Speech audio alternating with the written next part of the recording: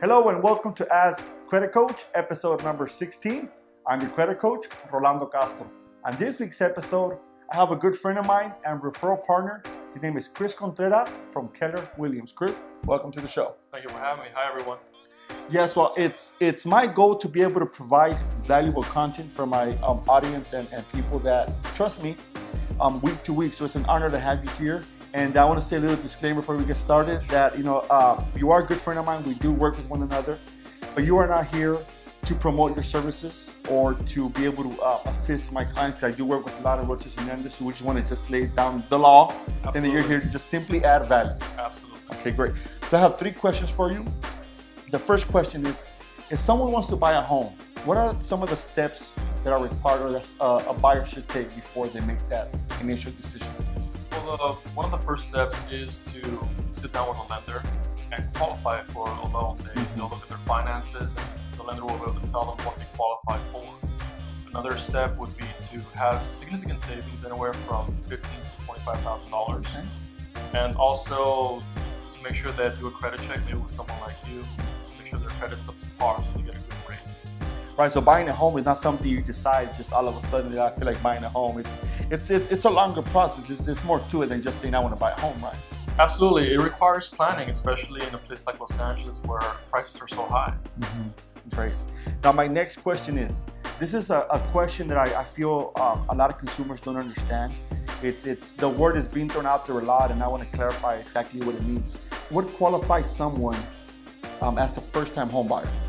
Okay, so the first-time home buyer program is not just for people that haven't ever owned real estate.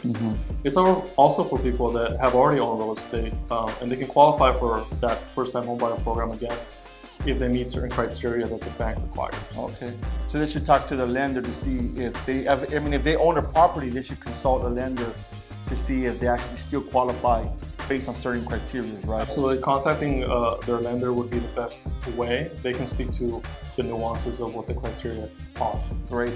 Now, what are some of the incentives of being a first-time home buyer? I mean, are there programs that exist that will help an individual? Once again, they would have to speak to their lender to have the most up-to-date programs available. But the one that comes to mind is the first-time home buyer program. They can go into a home with as little as 3.5% down of the total purchase price. Versus being an investor owning a second home, that if you don't meet that criteria, it's a larger down payment, right? Well, if you already own a home, which is a single-family residence, the bank usually requires that you put down 20% on your next purchase. Wow. And that's a significant amount of money. It is. In Los Angeles, we're talking about almost $100,000 in most cases. What if someone wants to sell their home? What advice can you give them that would help them get top dollar for their home? Well, the best advice I can give a seller, the first piece would be to price the home right. In this current market, pricing the home right means pricing it 10 to 15% below actual market value.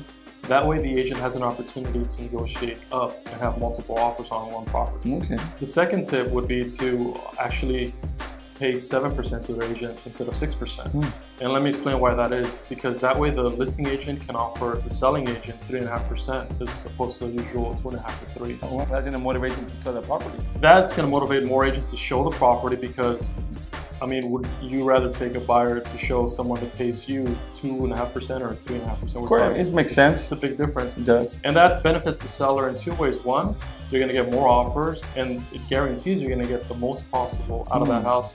In some cases, even above market value.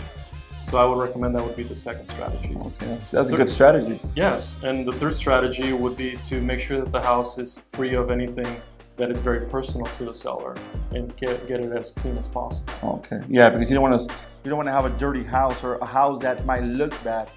Yeah. Because they just don't take care of it, or maybe they have things in the wrong place that might not attract a buyer, right? Yeah, and they don't need to totally remodel the house. Simply just clearing the clutter away and make sure that it's clean is usually enough to have the house show well. Great, that's awesome. Yes. Cris, thank you very much. I understand. I know how busy you are. Thank you for taking time to come out to my show.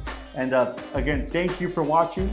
Again, Cris was here to provide value, not to offer his services. He's a good friend of mine and a referral partner. And it is a pleasure working with you and your clients. Thank you very much. And if you have any credit questions, please email me at info@ihaveacreditquestion.com. Mr. Rolando, your credit coach. Thanks for watching. And remember, credit is earned, not given. Have a great day. Have a great day.